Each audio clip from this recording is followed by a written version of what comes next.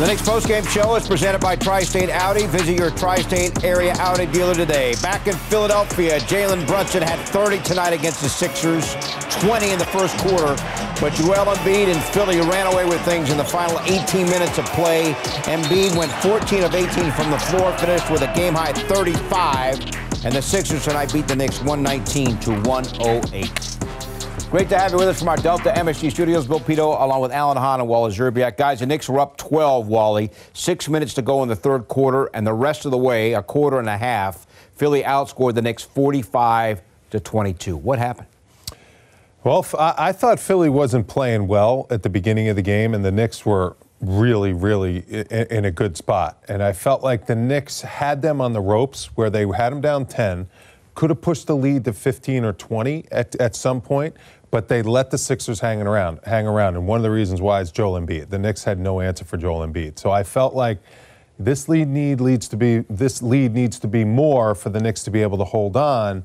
And once the Sixers started finding their stride, Maxey hitting shots, Nian hitting shots, no answer for Embiid, it was going to be tough for the Knicks to keep up that offensive pace. Yeah, I mean, the stat to watch tonight was three-point shooting. This is the fourth best three-point shooting team in the NBA, and they had been in a slump for the last two games, including Sunday against the Knicks here at the Garden, and you wondered, would that slump continue? As I said, don't let them get hot, especially at home. Well, for three quarters, they were miserable from three, and so you were fine. But once they got hot, 6 of 12 from downtown in that fourth quarter, once they got hot, that was it, because the Knicks don't have that kind of firepower to keep up with them, and they were overwhelmed by the three ball. The zone was giving the Knicks threes. The Knicks just couldn't hit them. Got to give Wally credit. He said, we're watching the game. Yep. He said the Knicks are in trouble. And we're saying, why? Yeah, they're up 10. Right. They're in trouble. Hey, I gave you credit. I hate to do it, but I give you credit. The Knicks led up until 3 minutes were left in the third quarter. They led the entire way up until then, and it was all Philly. And in the fourth quarter, Sixers outscored the Knicks 27-15. Yeah, this is an explosive offensive team, the Sixers are. And the Knicks shot 54% as a team, but they just couldn't keep up with this guy, especially. I mean, this guy is just a ball of energy off the bench, just comes in and knocks down shots. He is the perfect bench player. And the minivan, too, huh? The minivan can shoot. You got to give him credit. He didn't shoot well in the first half. I mean, he's pushing a pickup in a little bit. You know, you better be careful over there. But he can definitely knock down those threes. The cuts off Joel Embiid. I mean, they were getting really good looks because you have to pay so much attention and bring the double team. Jalen Brunson did everything he could to keep the Knicks in the game with 30. Randle also at 30, so two Knicks players go for 30. That was a tough moment right there, too, because right before that, the Knicks had a chance to cut it to one on the R.J. Barrett floater. Yes. You don't get that. You come down this way. Then you get the N1 for Embiid. That was the last chance the Knicks had there with that. There was a couple minutes still to go in the game there. It just kind of changed the whole game at that point, and there was no catching up. But, yeah, you get 30 from Randle. You were just saying 30 from Randle, 30 from Brunson. You get 19 from Barrett. And you look at the shooting, and it looks good, but it's really when it mattered most, which was the fourth quarter. This was a rough fourth quarter for the Knicks with just 15 points that they were able to get. You're not going to win a game. You're not going to be able to hold the lead when all you're doing is getting 15 points in the fourth quarter on the road against one of the top teams in the East. So we were saying this, toe-to-toe with this team, a good battle for most of this game, a fight. You just didn't have enough. But, you feel good about some of the things here, but it's another reminder of the things you still don't have. And that's, the ability to make shots. Still 2-2 wide open. Season and that's with Philadelphia. No, good matchup with them. But it's a reminder. When you talk about tiers, how good can you be? Right. There's that level where the Sixers, the Celtics, the Bucks are at that level in the East. Mm-hmm. And there's a reason why you're not at that level. And it's you don't have the same amount of firepower they do. And you mentioned Maxey. Their bench scored 42 points. He had 27. The Knicks bench only had 21. That continues to be something to watch here. Now, Josh Hart, obviously, with the Knicks, didn't play. And the question is, if he's used off the bench, can he help what is now becoming at times a discrepancy where the Knicks are not getting enough offense off the bench? Well, I think Josh Hart defensively would have been a perfect matchup for Maxey. Very important. Yeah, he could have guarded. Josh Hart's a very good defender. He's got good size at 6'4", 6'5", strong. And you can switch. Really strong.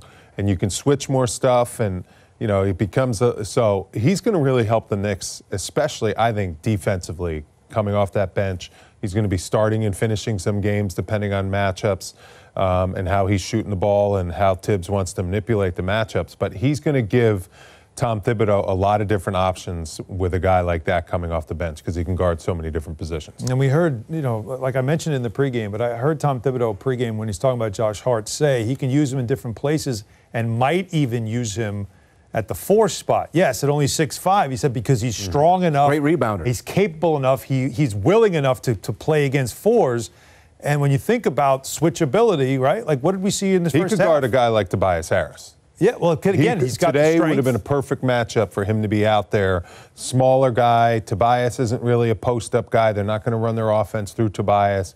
But he could have been out there, creating havoc, doing his thing on defense, and he could have been playing the 4 spot. So you could have had a really versatile offensive unit out there with him at the 4 because he can guard that position, a guy like Tobias Harris. Something to watch once he gets into the lineup, which could be as soon as tomorrow night. All right, as for Jalen Brunson, of course, had his college number, his number 1, retired at Villanova Wednesday night. While he's played a lot of games where the Knicks played tonight in Philadelphia, and boy, his 20 points in the first quarter, the best quarter Nick has had all year, and as we've talked about, he finished the game with 30. He was outstanding. I thought he came out and set the tone where I'm going to be the aggressor. I'm not going to let this game come to me. I'm going to come out and attack this Philadelphia team. They're not a great perimeter defensive team with their starters, Melton and James Harden, and he just roasted both of those guys in the first quarter. I mean, the aggressiveness, getting to the basket, and then I don't think he takes enough threes. I know he doesn't trust that three-point shot as being like a really reliable shot because they can come and go, but he's such a good three-point shooter that I think once in a while he's got to push the envelope a little bit and take some of those 40%. Yeah, he's 41% three-point shooter. Take some, Damian Lillard type threes. Take some Steph Curry type threes. Maybe a little bit behind the three-point line. I think he can start implementing that into his game because he is a deadly outside shooter. He is very good shooting the ball. I mean, these are tough shots over a 6'5" guard in James Harden. And, I noticed too, guys, in the fourth quarter and second half, Philly was bottling him up. They were not guarding him one-on-one. When he put the ball down, there was a wall there waiting for him in the paint. And they had Embiid coming over there in order to help. And, Brunson was doing a good job getting into the paint and spraying it out to the three-point shooters. But to your point, I think the Knicks had good looks in the fourth quarter. I mean, Philly's going zone, one pass, open three, make it. You got to just knock it down. Grimes had an open one. Randle had an open one. RJ had an open one. Deuce. Those are those are good looks at the basket, and you just got to make them. Yeah, and I think that when you watch the film back, that's what you'll see in that fourth quarter is that they went zone and they started every time Brunson got his penetration because he generally was beating his man one-on-one no matter who it was. But then they just bottle him up, spray it out, you get a good look, can't knock it down. And then the other end you come down and it's Niang and it's Maxey knocking down those threes. And it's as simple as that. A game can turn that quickly, and when it's your home crowd, the momentum turns as well. And that's where this game completely turned. The Knicks, it was a good fight. It really was against a very good Philadelphia 76ers team. Just didn't have enough tonight.